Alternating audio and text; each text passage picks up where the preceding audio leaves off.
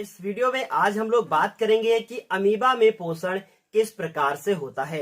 Amoeba एक कोष की जीव है या बहुकोष की जीव है, ये देखेंगे हम लोग। ये सीखेंगे कि इस अमीबा की खोज कहां से हुई थी, अमीबा में पोषण किस प्रकार से होता है, अमीबा में पाचन किस प्रकार से होता है, और ये सारी जो आकृतियां बोर्ड पर बनी हैं ये सब क्या है। इन सभी के अलावा हम आपको बताना चाहेंगे कि हम लोग पढ़ रहे हैं क्लास 10th की बायोलॉजी की क्लास, और इसके पहले हम आपको कुछ इंपॉर्टेंट वीडियो दे चुके हैं, जैसे कि पोषण क्या होता है, स्वापोषी पोषण, विषमपोषी पोषण, इसकी क्लास हम आपको पहले दे चुके हैं। पत्ती की संरचना किस प्रकार से होती है, पत्ती में रंध्र क्या होते हैं, ये सारे के सारे क्लास हम दे चुके हैं आपको। तो यदि हमारे चैनल पर आप नए हैं तो चैनल को सब्सक्राइब कीजिएगा, वीडियो अच्छा लगता है तो वीडियो को लाइक कीजिएगा। चलिए शुरू करते हैं।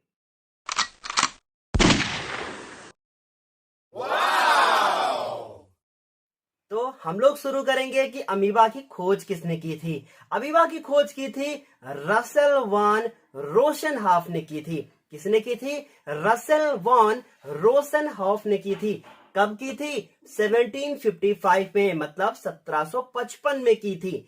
अब ये इसकी खोज जब हुई थी तो इसका नाम पहले अमीबा नहीं रखा गया, इसका नाम रखा गया लघु प्रोटियस। ये क्यों रखा गया? क्योंकि ऐसा मानना था कि अंग्रेजों के एक देवता हैं और उनका नाम था प्रोटियस। अब ये प्रोटियस जो नाम रखा गया था लघु प्रोटियस, उन प्रोटियस से इनका लेना देना क्या था? तो बात ध्यान से समझिएगा। देखिए, बात ये थी कि ये जो अमीबा था ये अपने आकार को बदलता था, और अंग्रेजों के एक काल्पनिक देवता थे जिनका नाम प्रोटियस था, वो भी अपना आकार बदलते थे। इसलिए रसेल वॉन रोसेनहॉफ ने क्या किया कि इनका नाम उसके नाम पर रख दिया लघु प्रोटियस, लेकिन बाद में इसका नाम अमीबा रखा गया। इसकी बहुत सारी जातियां हैं, पर हम लोगों को पढ़ना क्या है? अमीबा प्रोटियस के बारे में, और अमीबा प्रोटियस के बारे में चलिए पढ़ना शुरू करते हैं। कुछ नया सीखा होगा आपने। देखिए, ध्यान से सुनिएगा। अमीबा में पोषण पढ़ना है। अमीबा एक कोष की एवं सर्वाहारी जीव होता है, मतलब ये कुछ भी खा लेता है। ये शैवाल भी खा लेता है, ध्यान से सुनिएगा, ये सड़ी पत्तियां भी खा लेता है। ये सर्वाहारी जीव है। देखिए ध्यान से, इसमें भोजन के पाचन के लिए विशिष्ट अंग नहीं पाए जाते। क्यों नहीं पाए जाते? क्योंकि ये एक कोष की होता है, ठीक, इसलिए इसमें विशिष्ट अंग नहीं पाए जाते। अब ये विशिष्ट अंग कौन से हैं? ये विशिष्ट अंग जैसे कि हमारे पेट में क्या है, आपको पता है कि हमारे पास लीवर भी है, हमारे पास जो है छोटी आंत बड़ी आंत भी है, मतलब ये सब पाचन के अंग हैं। पर इसमें ऐसा कुछ भी नहीं होता, तो फिर इसका पाचन कैसे होता है, वही तो सीखना है। देखिए ध्यान से सुनिएगा। पहले अमीबा में पोषण निम्न चरणों में होता है। पहले होता है अंतर्ग्रहण, इसका मतलब ये है अमीबा, और इसके पास में जो रेड कलर का आपको दिख रहा है ये है अमीबा का भोजन। और जैसे ही अमीबा का भोजन अमीबा की सतह के पास आता है, और बीच में जो ब्लैक कलर का है वो है हमारा केंद्रक, बीच में जो ग्रीन कलर का भरा हुआ है वो क्या है? वो है कोशिका द्रव्य, जिसे जीव द्रव के नाम से भी क्या जानते हैं, है ना। अब देखिए ध्यान से सुनिएगा। अमीबा में पोषण निम्न चरणों में होता है। पहले अंतर्ग्रहण होता है, ये 5 स्टेप हम लोगों को देखने हैं।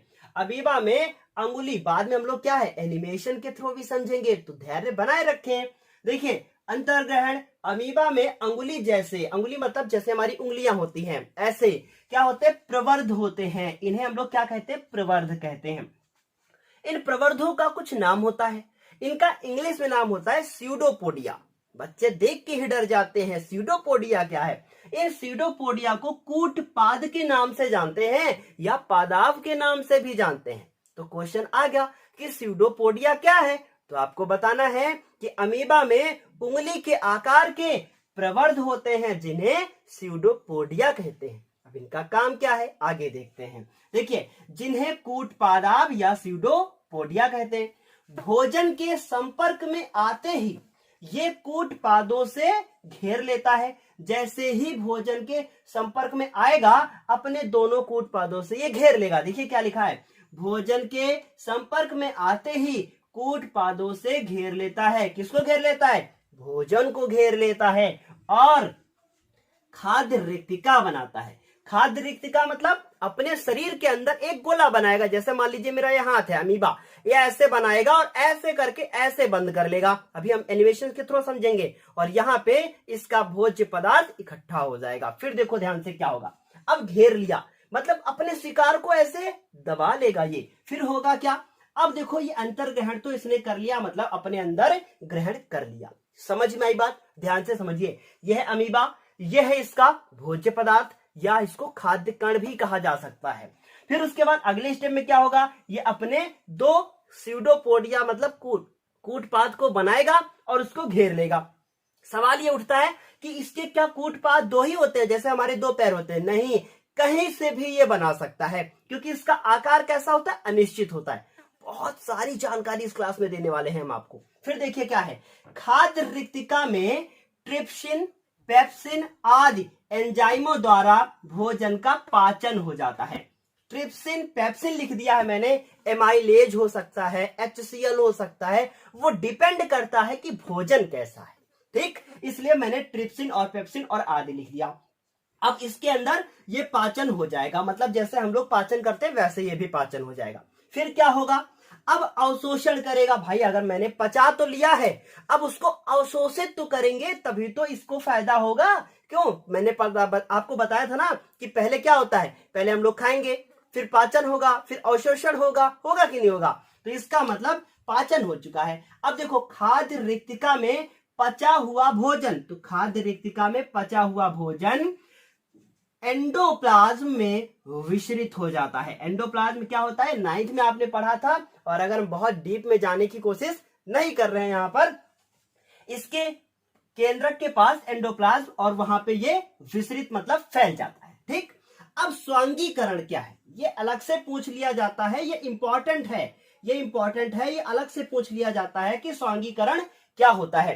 तो नेक्स्ट वीडियो में हम लोग अलग से भी स्वांगीकरण को पढ़ेंगे, क्योंकि मनुष्यों में पोषण जब पढ़ेंगे तो स्वांगीकरण वहां अलग से पढ़ेंगे। अब ध्यान से सुनिएगा मेरी बात, क्या लिखा है, अवशोषित भोज्य पदार्थ जीव द्रव्य, जिसे कोशिका द्रव्य भी कहते हैं, का हिस्सा बन जाता है। कौन, ये जो हमारा भोजन अंदर पच चुका था, अब वो अंदर फैल जाएगा। अगर आपको समझ में नहीं आ रहा है तो एनिमेशन देखिएगा भी, है ना, ये अंदर फैल जाएगा।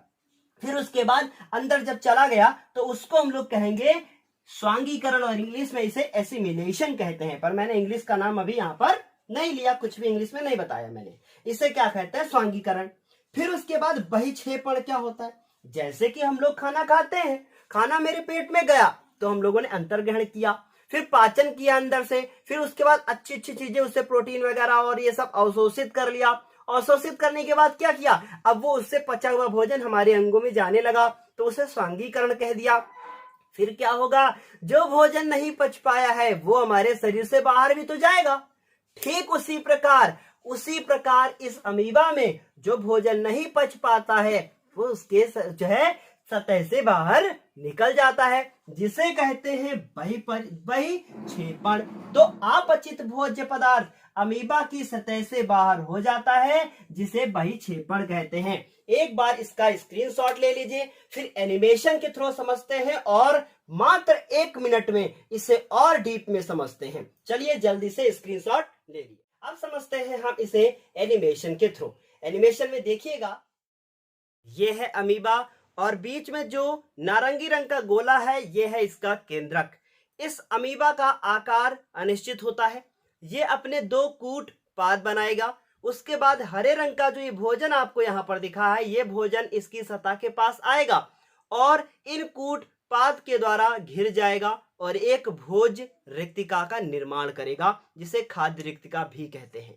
उसके बाद अब ये भोजन अमीबा के अंदर जाएगा, उसके अंदर कुछ पाचन क्रियाएं होंगी, ट्रिप्सिन, पेप्सिन नामक कुछ एंजाइम होंगे या और बहुत सारे एंजाइम होंगे, जिनकी वजह से ये भोजन पचेगा और ये अपचित भोजन इसकी सतह से बाहर आ जाएगा। तो जैसा कि आपने एनिमेशन में देखा कि कैसे मैंने आपको बताया कि अमीबा में किस प्रकार की प्रोसेस होती है, एक बार इसे हम जरा 1 मिनट में फिर से समझते हैं।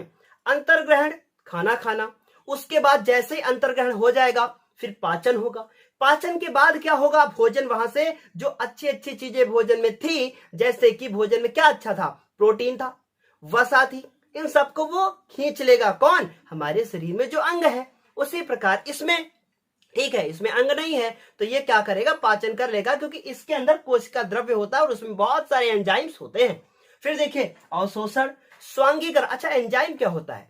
एंजाइम को हम लोग डीप में पढ़ेंगे, पर अब समझ लीजिए कि एंजाइम होता क्या है। जैसे कि किसी भी चीज को पचाने के लिए किसी एक द्रव्य की जरूरत होती है और उस द्रव्य को कहते हैं हम लोग, द्रव कहेंगे, सॉरी द्रव्य नहीं, एक द्रव की जरूरत होती है जिसे एंजाइम कहते हैं। बस इतना समझिए आप। फिर स्वांगीकरण क्या हो गया? अवशोषण भोज्य पदार्थ, जो हम लोग खाना हमारा पच गया है उसको हम लोग अपने शरीर के क्या करेंगे? अंगों में भेज देंगे, तो उसे क्या कहेंगे? हम लोग स्वांगीकरण कहेंगे। और फिर बहिक्षेपण में क्या करेंगे? बहिक्षेपण में शरीर से जो खाना नहीं पच पाया था वो हमारे शरीर के बाहर हो जाएगा, जिसे बहिक्षेपण कहेंगे। उम्मीद है पूरा आपको अमीबा समझ में आया होगा। तो चलिए इस क्लास को हम लोग यहाँ पर समाप्त करते हैं। अगली वीडियो आपकी बड़ी होने वाली है, क्योंकि वहां पर हम लोग पढ़ेंगे मनुष्यों में पोषण, मनुष्य में आहार नाल क्या होती है, और बहुत सारे ऐसी चीजें जिनसे अभी तक आप अननोन थे, जो आपको बहुत सारी चीजें नहीं पता थी। ऐसे ही खड़े होके बहुत सारा हम लेक्चर आपको देने वाले हैं। चलिए अभी समाप्त करते हैं, फिर मिलते हैं एक नई क्लास में। और हाँ, सुनिएगा ध्यान से, अगर आप नोट्स के लिए परेशान हैं तो ये वीडियो देखिए।